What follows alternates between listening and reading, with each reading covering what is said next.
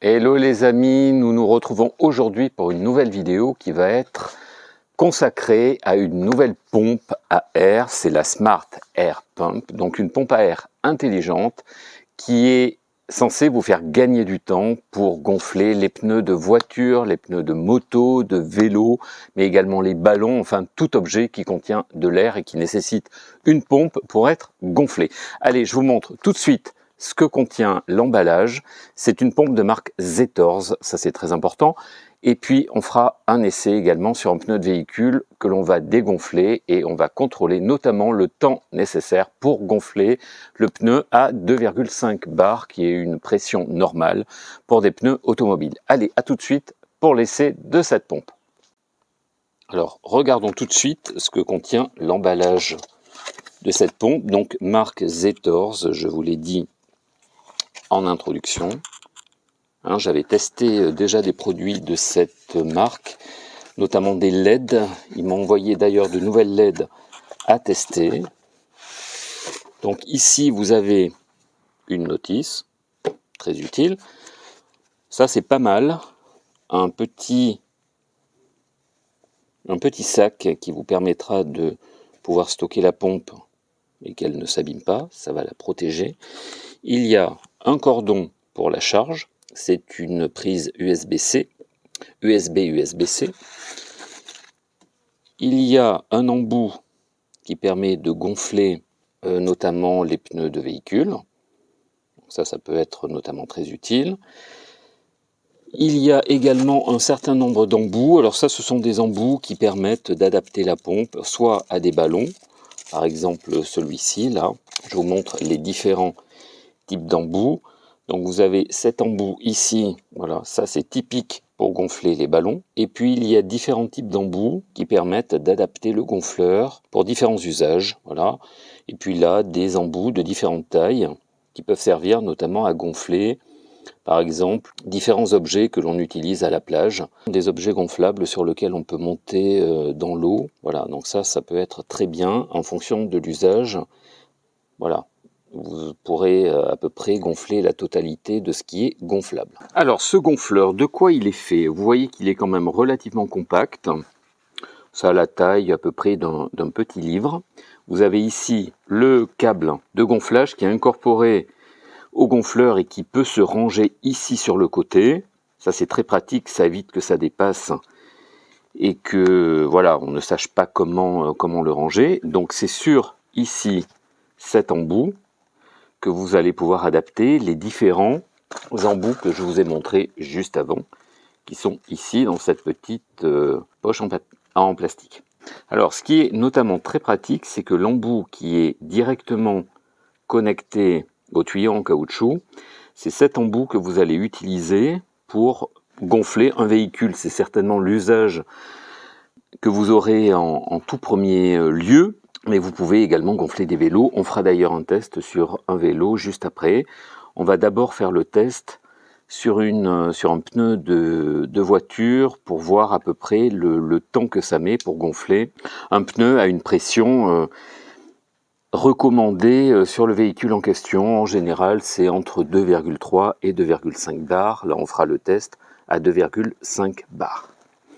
Voilà, alors ici, vous avez un bouton pour l'allumer. Il y a un bouton plus, un bouton moins. Ça vous permettra d'augmenter ou de diminuer la pression à laquelle vous voulez gonfler votre pneu, parce que l'avantage de ce gonfleur, c'est qu'il va se couper automatiquement une fois que la pression que vous aurez prédéfinie sera atteinte. Et puis, un autre avantage aussi, c'est qu'il est équipé ici d'une lampe à LED, très pratique, notamment dans les environnements à faible luminosité, ou si vous avez besoin de rectifier ou de gonfler un pneu la nuit, ben voilà, cette lampe, elle est très pratique, elle vous permettra ainsi de pouvoir gonfler votre pneu en toute sécurité et de bien justement trouver la valve et de la visser correctement grâce à l'embout qui est incorporé ici.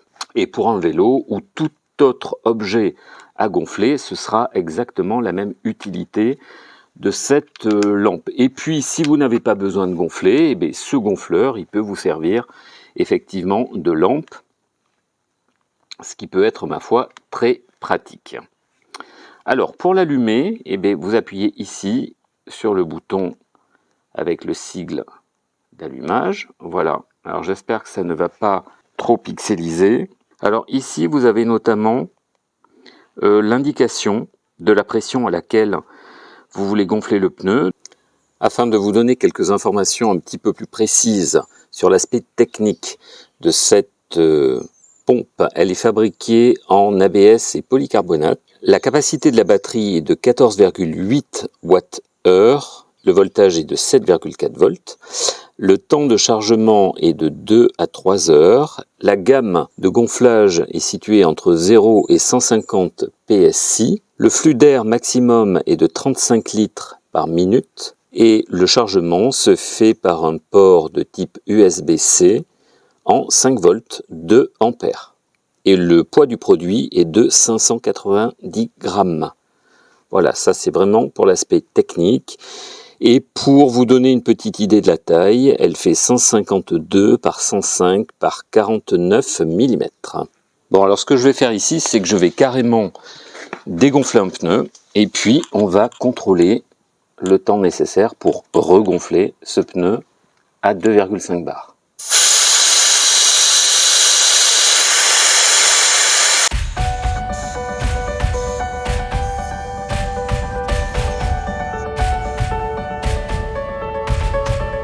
Je visse l'embout, ça se visse très bien, très facilement. Voilà, je pose le gonfleur et puis on va mettre le chrono. Allez, c'est parti.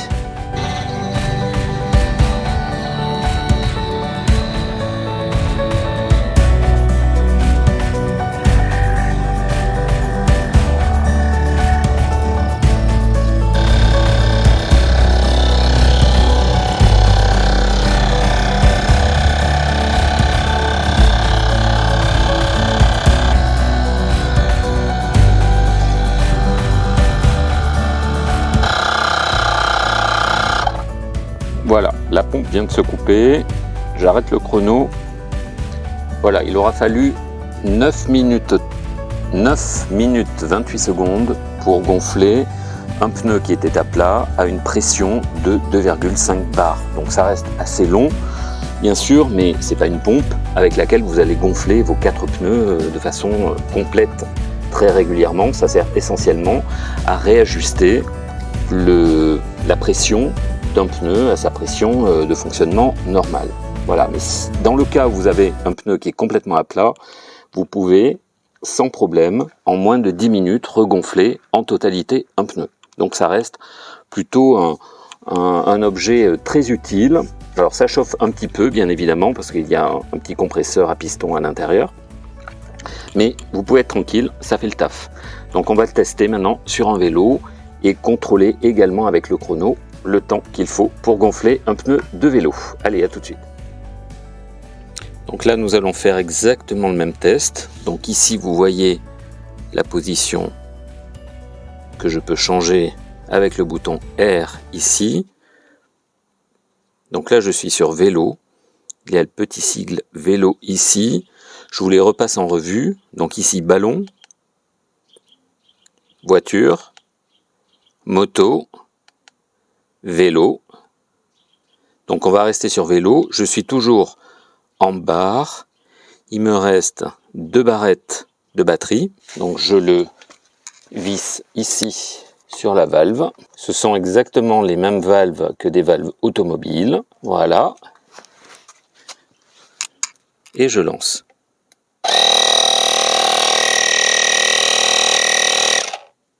Allez, je lance le chrono également.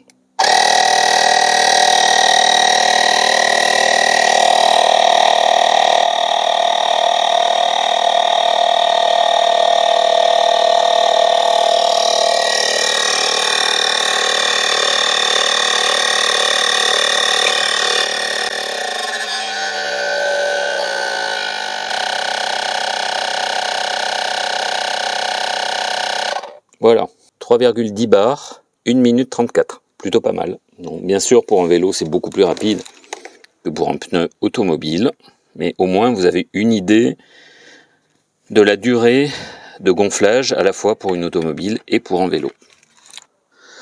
Cette vidéo est maintenant terminée, j'espère qu'elle vous aura plu et vous servira. Si vous n'êtes pas encore abonné à la chaîne, abonnez-vous. Pensez à mettre un petit pouce bleu, c'est important également. Et moi je vous dis à très bientôt pour une nouvelle vidéo. Ciao.